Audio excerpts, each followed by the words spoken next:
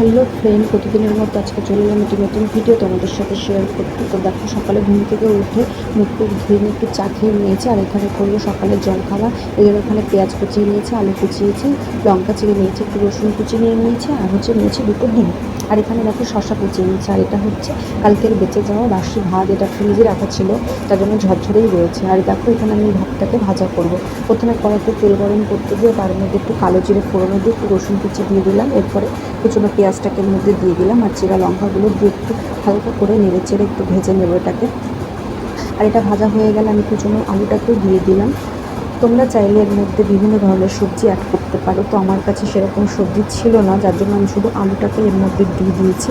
আর দেখো, এরপর একটু লবণ হলুদ দিয়ে এটাকে আমি ভালো করে ভেজে নেব। এরপর আমি এর মধ্যে দুটো ফাটানো ডিম দিয়ে দিলাম। দেখো, এবার ডিমটাকে আমি ভালো করে ভেজে নেব। আর এটা যত ভাজা হবে তত খেতে ভালো লাগবে। তো দেখো, এই যে ডিমটাকে দিয়ে আমি ভেজে নিয়েছি। এবার এর মধ্যে এই ঝরঝরে ভাতগুলোকে দিয়ে দেবো।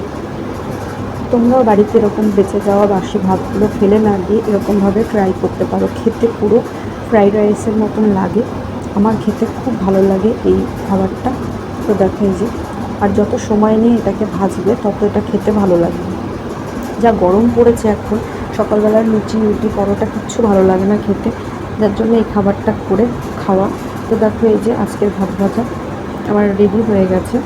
আর এটাকে তোমরা এভাবে খেতে পারো, আমি তো এভাবেই খাই। দেখো, এর মধ্যে একটু শসা কুচি, একটু পেঁয়াজ কুচি আর একটু টমেটো সস দিয়ে নিয়েছি। যারা ঝাল পছন্দ করো একটু কাঁচা লঙ্কা কুচি অ্যাড করতে পারো।